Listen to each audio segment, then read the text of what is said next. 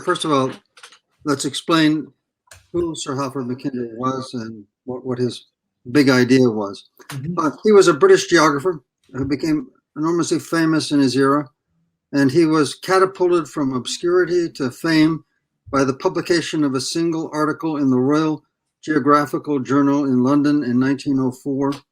And what he argued was that the epicenter of global power lay in three joined continents, Europe, Asia, and Africa, that he called the world island. And in support of his argument, he kind of redrew the map. Now, most Americans, when they grow up and they're sitting in an elementary or high school classroom in their social studies classes, they look up and they see a map of the world. And at the center of the map of the world is North America and South America. And then there's this funny way that Eurasia is kind of split in half and looks like these sort of blobs on either side, right? This is very much the America-centric perspective of the globe. But the kind of map that Mackinder drew was the antithesis, the exact opposite. He drew the map of the world that showed these three joined continents, Europe, Asia, and Africa, as a single, almost a single landmass, which he called the world island. And in his rendering of the globe, there were then these outlying and inconsequential little islands like Greenland and Iceland and North America and South America and Australia. And when I was doing my current book, To Govern the Globe, which sweeps across 600 years of world history, I studied the succession of the dominant, the hegemonic European powers, from Portugal to Spain, Holland, Britain, the United States, and now as an emerging power, China. And over the span of 600 years, with enormous differences in culture and technology and values, there was one thing that each of these powers shared.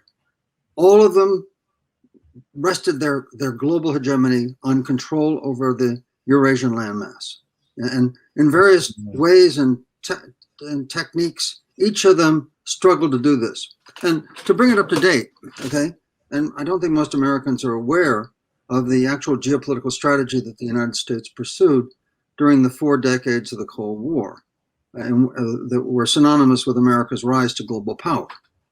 That power rested not only on the fact that at the end of World War II, we had the world's most powerful military and controlled about half the world's economy, but we were the first power in 1,000 years that controlled the axial ends of Eurasia. As a result of the 1949 NATO pact, we had an anchor at the western anchor of Eurasia.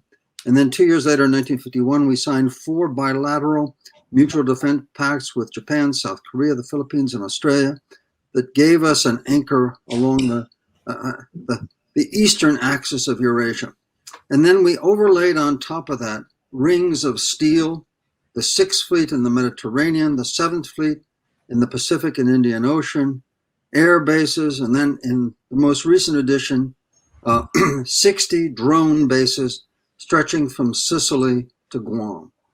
And that was much of the source of US power during the Cold War, which was our capacity through these axial ends to dominate Eurasia and contain Russia and China behind the Iron Curtain, right? And now much of the tension between the United States and China lies in China's attempt to break America's control, America's dominance over Eurasia.